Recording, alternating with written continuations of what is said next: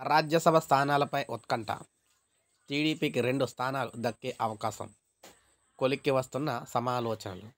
బీజేపీకి 1 సీటు దక్కే ఛాన్స్. నాగబాబుకు ఫుల్ టైం సీటు.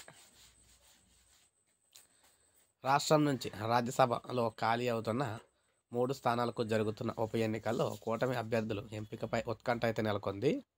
రాష్ట్రానికి సంబంధించిన ఖాళీ అయిన 3 స్థానాల్లో ఒకటి టీడీపీకి మరొకటి బీజేపీకి ఇప్పటికే ఖరారు కాగా, 3వ సీట్ సైతం బీజేపీకి దక్కే అవకాశం ఉన్నట్లు తెలుస్తుంది.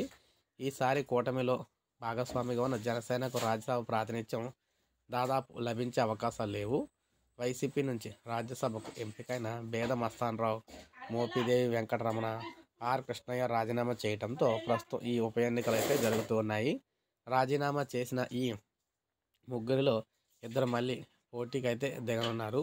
బేద మస్తానరావు టీడీపీ నుంచి, కృష్ణయ్య బీజేపీ నుంచి బరిలోకి అయితే దిగడం దాదాపు ఖాయమైంది. మోపిదేవి వెంకటరమణ స్థానాన్ని కొత్త వారికి అయితే కేటాయించనున్నారు. ఇప్పటికే మోపిదేవి వెంకటరమణ తాను పోటీ చేయనని, తన కుమారుడికి ఎమ్మెల్సీ పదవి ఇవ్వాలని చెప్పేసి సీఎంను కోరారన్నమాట. సో ఈ నేపథ్యంలో మరి చూడాలి. టీడీపీకి 2, బీజేపీకి 1, జనసేనకు అయితే లేకుండా ఉండే అవకాశాలు అయితే ఉన్నాయన్నమాట. సో ఇది మనకు అప్డేట్. ఒక లైక్ చేయండి, సబ్స్క్రైబ్ చేసుకోండి, మన ఛానల్ సబ్స్క్రైబ్ చేసుకోండి.